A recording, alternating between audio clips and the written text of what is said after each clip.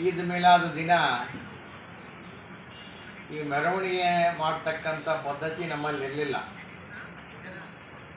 ಹೊಸದಾಗಿ ಇದನ್ನು ಪ್ರಾರಂಭ ಮಾಡಿದ್ರು. ಮಾಡಿದ್ರೆ ಮಾಡಲಿ ಅಂದರೆ ಪ್ಯಾಲೆಸ್ತೈನ್ ಧ್ವಜ ಹಿಡ್ಕೊಂಡು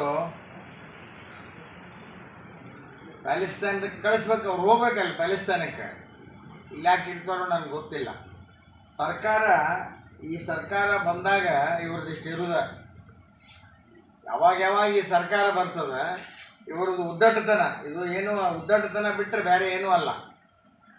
ಯಾವ ದೇಶದೊಳಗೆ ನಾವು ಇರ್ತೀವಿ, ಯಾವ ದೇಶದ ಅನ್ನ ತಿಂತೀವಿ, ಯಾವ ದೇಶದ ನೀರು ಕುಡಿತೀವಿ, ಯಾವ ದೇಶದ ಹವಾ ತಗೊಂಡು ನಾವು ಬದುಕ್ತೀವಿ, ಆ ದೇಶದ ಅಭಿಮಾನ ಅನ್ನೋದನ್ನು ಮರ್ತು ಬಿಟ್ಟಾರವರು. ಮತ್ತು ಅವರು ಏನು ದೇಶ ಆಳ್ಕೊಂತ ಬಂದರು ಸ್ವತಂತ್ರ ಸಿಕ್ಕ ಮೇಲೆ ಅವ್ರಿಗೇನು ಕಲಿಸ್ಬೇಕಾಗಿತ್ತು ಸರಿಯಾಗಿ ಕಲಿಸಲಿಲ್ಲ.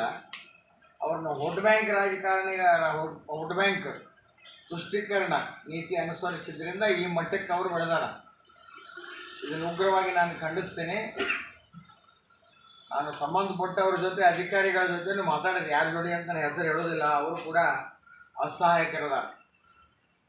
ಅದಕ್ಕೆ ಅವ್ರ ಮೇಲೆ ಕೇಸ್ ಬುಕ್ ಮಾಡಿ, ಕ್ರಿಮಿನಲ್ ಕೇಸ್ ಬುಕ್ ಮಾಡಬೇಕು. ಅವ್ರನ್ನ ಅರೆಸ್ಟ್ ಮಾಡಿ ಒಳಗೆ ಹಾಕ್ಬೇಕು. ಅವ್ರನ್ನ ಈ ದೇಶದ್ರೋಹದ ಕಾನೂನಿನಡಿ ಅವ್ರನ್ನ ಬಂಧನ ಮಾಡಿ ಅವ್ರನ್ನ ಜೈಲಿಗೆ ಹಾಕಬೇಕು ಅಂತೇಳಿ ನಾನು ಒತ್ತಾಯ ಮಾಡ್ತೀನಿ. ಇನ್ನೊಂದು ಸಾರಿ ಇಂಥ ಉದ್ದಟತನ ಮಾಡಿದ್ರೆ ಜನನ ದಂಗೆ ಹೇಳ್ಬೇಕು. ಆ ಪರಿಸ್ಥಿತಿಗೆ ಸಣ್ಣ